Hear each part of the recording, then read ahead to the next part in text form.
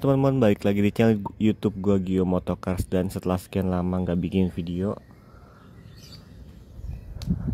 akhirnya gue bikin lagi nih review Wuling REV Long Range. Ya udah gue pakai, ya dipakai kurang lebih 3 bulan, jadi udah berasa nih apa aja impresi berkendaranya. Yang pertama gue akan jelasin, yang pertama hal-hal yang gue suka dulu, abis itu hal yang gak gue suka. Singkat aja. Yang pertama, yang gue suka dulu, desainnya ini compact. Jadi saat masuk gang nih, masuk garasi aja lumayan banyak nih space-nya gitu kan. Nanti ada mobil parkir di sini lagi masih muat gitu. Jadi sebenarnya ini ada lagi keluar. Jadi yang tadinya cuman misalnya muat 3-4 mobil, karena ada Wuling REV masih bisa satu lagi gitu. Nah, oke, yang gue suka itu adalah compact dan muter balik di dalam gang itu gampang. Misalkan kita salah masuk ke jalanan, kayak gue sering banget kejadian di Jakarta tuh, udah ngikutin map, tiba-tiba waktu itu 17 Agustus ditutup tuh jalanan, banyak yang ditutup, dan akhirnya dialihkan ke gang kecil. Di gang kecil ada lomba. Nah, mateng dah tuh. Kalau misalkan gue pakai yang gede-gede kan ya udah wassalam. Tapi karena pakai Wuling REV, gue tinggal nyari ada belokan dikit, gue langsung bisa putar balik. Nah, itu enaknya compact. Yang kedua, nih kita lihat bannya ini kan kecil ya, dan udah gitu travelnya pendek, suspensinya ukurannya ini 145/70 ring 12 ya, seukuran Scoopy Donut. Untuk sebuah mobil banyak pakai ban Scoopy, kebayang nggak tuh? Tapi ternyata setelah gue pakai beberapa lama, yang gue rasain adalah suspensinya empuk, lembut, bantingannya oke. Cuman memang karena terlalu empuk dia jadinya limbung.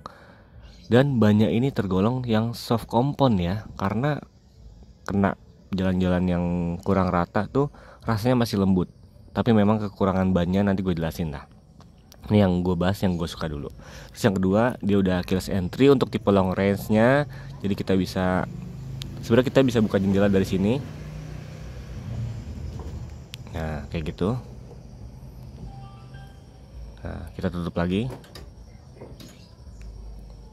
Terus yang ini bukan electric door, bukan electric bagasi, tapi untuk buka kuncinya doang.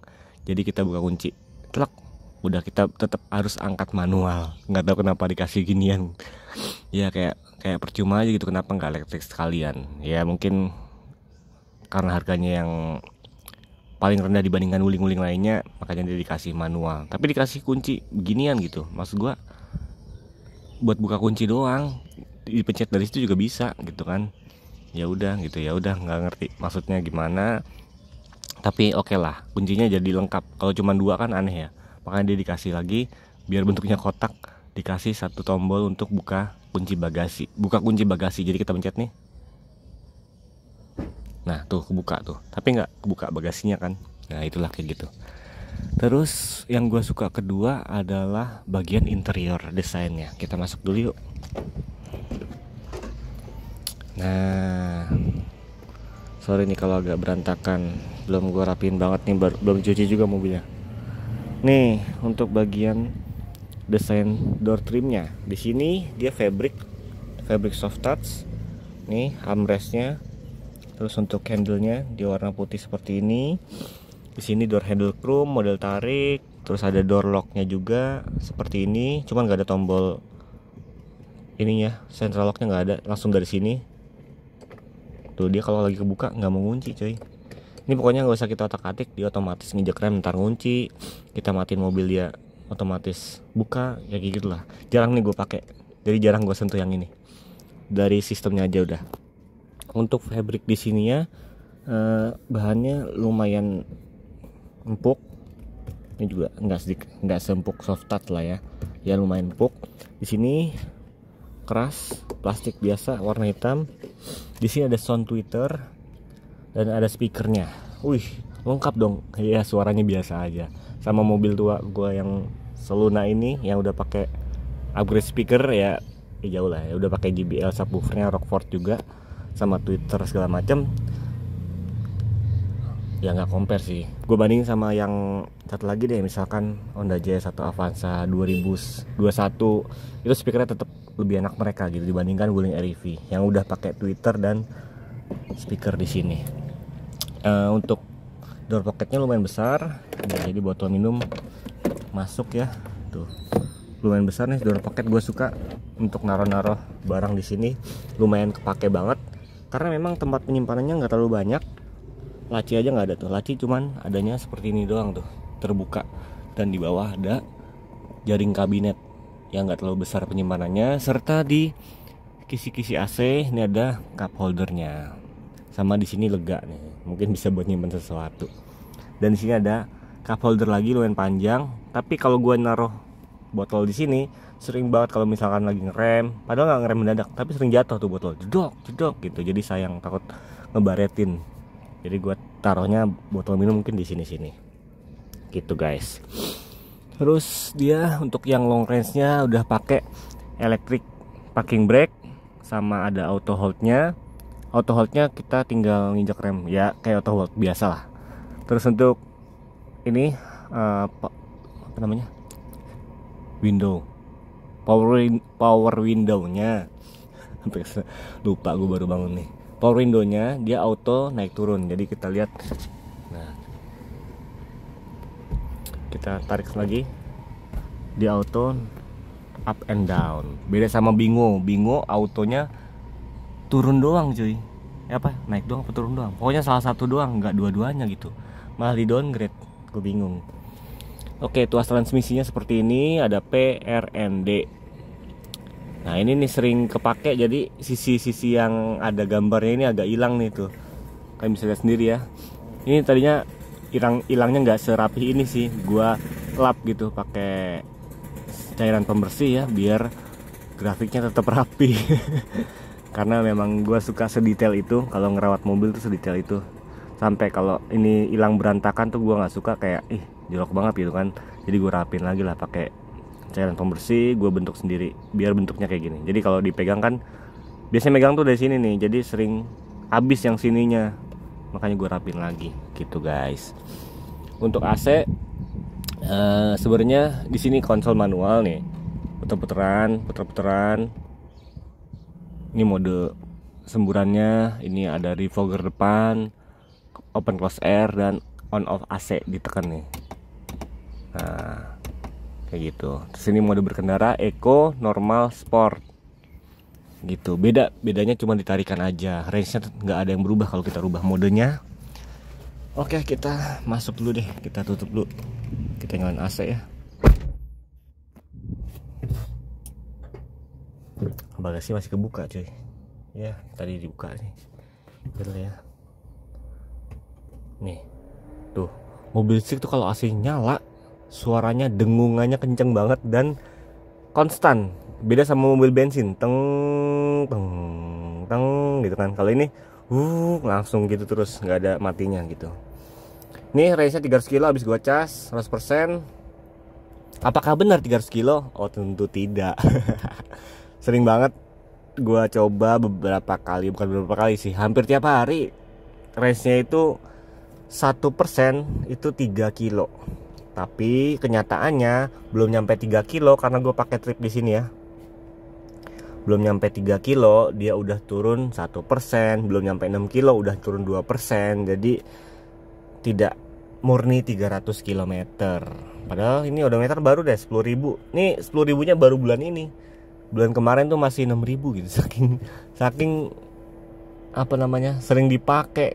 Kadang gantiin motor juga gitu, yang tadinya pakai motor tapi karena lihat-lihat, oh hitung-hitung mobil listrik lebih irit ternyata, jadi pakai mobil listrik ya, mumpung ada gitu kan, mumpung ada cuy. Kalau lagi nggak ada pakai motor ya, pokoknya kayak gitulah. AC-nya dingin banget jujur. Ini sering banget kedinginan gue sama AC-nya, apalagi ini belum ganti kaca film nih, masih terang. Dapatnya tuh transparan, bukan 10% 20%, transparan coy. Lu lihat dari depan kelihatan tembus gitu kan. Jadi panas tuh langsung masuk tuh. Panas banget sih ini. Oke, ini mode AC-nya arah semburan di sini. Tuh, bisa kita touch juga dari sini. Ini open close air. ada dari defogger, on off, ini on off AC. Ini fan speed 1 2 3 4 sampai 6. Enggak, sampai 9. Oh, kencang banget. Kalau kita tekan satu lagi, dia off semua. Yaitu. Ini ada off-nya, di sini juga kita off lagi sini. Dia langsung off semua. Kalau yang AC, dia paling dingin di 1, paling panas tuh di 6. Gitu. Jadi kebalik ya. Makin 6 tuh makin panas, 1 tuh makin dingin. Nih, low temperatur. Kita juga bisa geser-geser lewat sini, guys. Tuh. Ya dari sini knopnya, dari sini juga bisa AC-nya. Ya, kira-kira kayak gitu. Terus untuk head unit, mumpung kita bahas interior, yang gua suka head unitnya mewah, besar. Di sini touchscreen, ada audio string switch, dan ada tombol ya di setirnya. Oke, itu yang gua suka. Oke. Terus joknya bahannya juga bagus ya, sintetisnya lembut. Terus desainnya juga oke, warna beige ya, empuk dan nyaman. Cuman di sini model pocong. Oke, yang gue suka dulu itu aja. Terus untuk bagian lampu-lampu ada LED, hazardnya di atas. Oh, kita klik nggak ada ya. Nah, enaknya dia ada instrumen di atas pemberitahuan, sama di sininya tuh, lihat tuh, mobilnya berkedip. Sama ini tuh lengkap banget. Jadi kalau kita nyalain lampu ini, misalkan lampu senja, tuh nyala ya.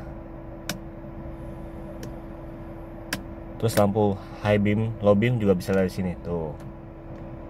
Lengkap ya. Kalau udah tulisan ready berarti siap jalan, mesinnya udah nyala. Ini ada P, parking, ada seat belt belum dipasang, ada trip, motor speed, RPM.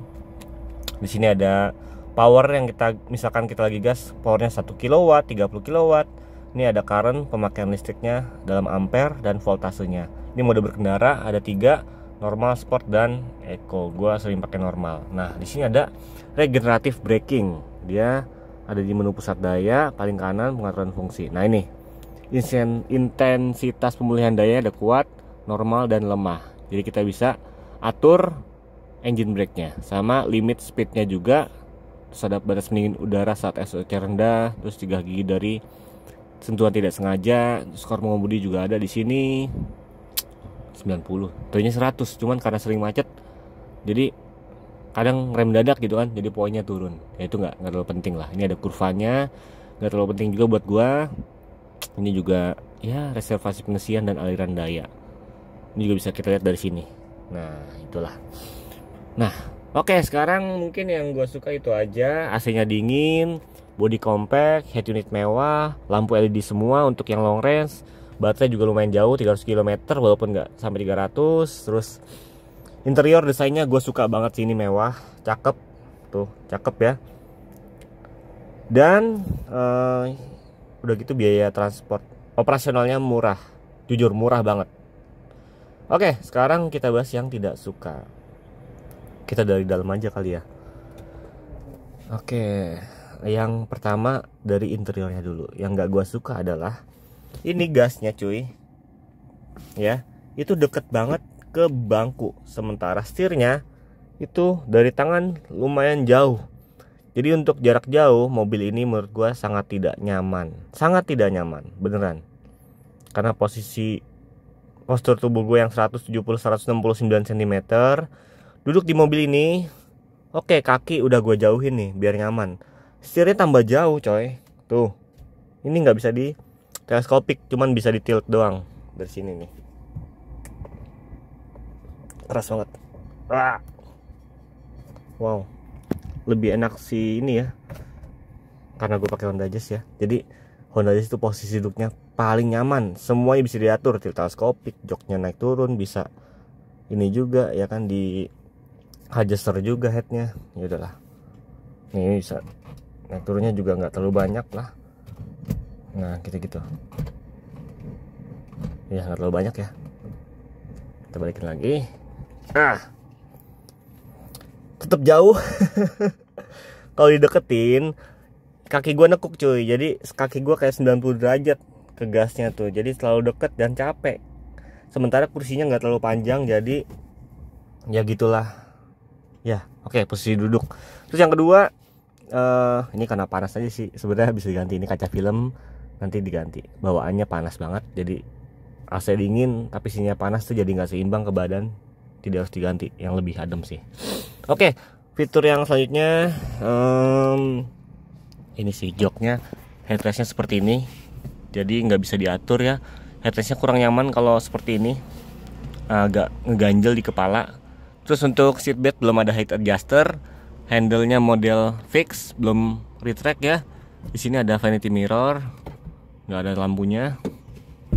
Ini juga ada, tapi nggak ada lampunya. Nah, spion nggak ada ini ya, dynamic view nggak ada. Ini gue tambahin ini, tambahin apa namanya? 70 Mei ya, 70 Mei. A500S nih tipenya. Ini bagus nih depan belakang. Udah 4K juga videonya, jernih. Oke, yang gak gue suka selanjutnya di sini adalah ini di bagian suspensinya yang sangat limbung dan road noise dari bannya. Oke, bannya ini soft compound, empuk, suspensinya juga lembut. Tapi kalau ketemu jalan-jalan yang bergelombang dikit, agak kasar kayak beton kayak gini, ini langsung noise-nya tuh masuk semua ke mobil. Jadi emang peredaman kabin dari rodanya sangat kurang. Noise tuh masuk banget, berasa. Even udah pakai misalkan udah pakai lagu pun di jalan tol tuh lagunya tetap kalah sama noise-nya gitu guys. Ya kalau kalian pernah naik mobil Honda yang road noise terkenal lumayan berisik, naik ini lebih berisik karena kan gue pakai Honda Jazz ya. Road noise-nya lumayan berasa. Bannya udah pakai yang paling bagus gitu, Dunlop SP Touring, SP Sport LM705. Tetap ada masuk dikit lah, tapi pakai ini wah masuk semua noise-nya. Terus yang kedua yang selanjutnya nggak gue suka, spionnya nggak bisa dilipat otomatis, jadi kita harus manual. Dan ini keras banget coy, tuh dia ngelipatnya gitu. Jadi kalau kena spion mobil yang lain langsung nekuk spionnya, langsung bersujud karena ini keras banget serius. Beda sama mobil-mobil yang kena spion tuh masih ngelipet gitu, enggak, ini tuh kalah yang lain gitu. Terus apa ya sih? Oke, gue lupa ngasih tahu yang gue suka selanjutnya adalah lampunya full LED dan sudah leveling di depan. Jadi ada 4 level naik turunnya. Itu yang gue suka. Sama DRL di sini tuh mewah banget. Ya, mewah banget di sini. Lampu remnya juga full LED, semua LED, sensor parkir, kamera mundur. Kamera mundurnya juga oke banget, wide. Tapi emang lebih noise dibandingkan Soluna gua. Soluna Limited yang udah pakai kamera 360 ya. Nanti kita review lah. Oke, pokoknya itu aja yang gak gua suka. Terus di sini nih bodinya sama bodi plastik sama yang ini beda warna nih. Kalau udah agak kemakan, belum 2 tahun sih sebenarnya, belum setahun juga, tapi udah agak berubah nih warna bumper sama bodinya. Yang bumper tuh lebih putih, yang bodi agak sedikit menguning, tapi nggak terlalu kelihatan ya. Mungkin kalau gue yang sering banget merhatiin mobil, tiap hari gue pelototin nih kelihatan nih, tuh lebih menguning sih bodinya daripada si bumper. Tuh kan kelihatan lah gradasinya. Terus ini pintunya berat banget, jadi kalau misalkan ada yang baru pertama kali mau naik gitu kan, itu pintunya emang berat banget. Apalagi kalau dari belakang susah bukanya, harus dibukain dari depan. Dia ini karena 2 pintu, jadi kalau mau masuk ke belakang aksesnya lebih baik dari kiri, karena yang kanan ini dia nggak sampai maju banget tuh kalau misalkan mau naik dari kanan. Terus sudah gitu belum one touch humble ya, jadi sebenarnya harus ditarik sampai mentok, diceklokin baru dorong kita naik ke belakang. Agak repot sebenarnya kalau satu tangan, jadi harus 2 tangan dibantu juga. Itu kekurangannya, akses untuk ke belakangnya. Karena kadang gue lumayan nekat ya, pakai buat 4 orang gitu kan. Yang belakang gede-gede lagi kan ya, karena pengen ngerasain aja gitu naik mobil listrik. Oke, mungkin itu aja nggak gue suka. Terus klakson diganti sih, jadi klaksonnya udah oke. Dah AC dingin, irit. Biaya per bulan itu gue ngabisin di 300.000 rupiah 1 bulan ya, karena jarak tempuh gue bisa sampai 1000-2000 km. Pokoknya untuk 26,7 kW kalian kali aja nih 1 kW Misalkan di rumah ini 2200 udah cukup buat ngecas Wuling REV. Jadi kalian nggak perlu pasang listrik 7000 untuk punya mobil listrik, khususnya Wuling REV ini yang udah 2200 tetap masuk. Gua tetap bisa nyalain kulkas, mesin cuci, karena ini 2200 sebenarnya nggak full satu rumah ya, karena rumah beda lagi wattnya gitu. Jadi untuk 2200 masih campur kulkas, AC, mesin cuci masih cukup untuk ngecas Wuling REV. Jadi dayanya nggak terlalu besar. Enaknya itu jadi lumayan irit banget untuk operasional kita kemana-mana. Pakai REV ini udah irit banget. Dan kalian kali aja yang tadi gue bilang 1400 misalkan per kWh nya, dikali aja 26,7 kilowatt, dapat tuh berapa rupiah kalau dari 0 sampai 100% gitu guys. Intinya untuk pemakaian hari-hari gua paling sering itu sisa masih 70%, 60% udah paling boros. Kadang 88% masih dari rumah, kantor, rumah itu sisanya 90%, 88%. Kalau macet banget masih di 83%. Jadi range-nya masih 280 kiloan lebih.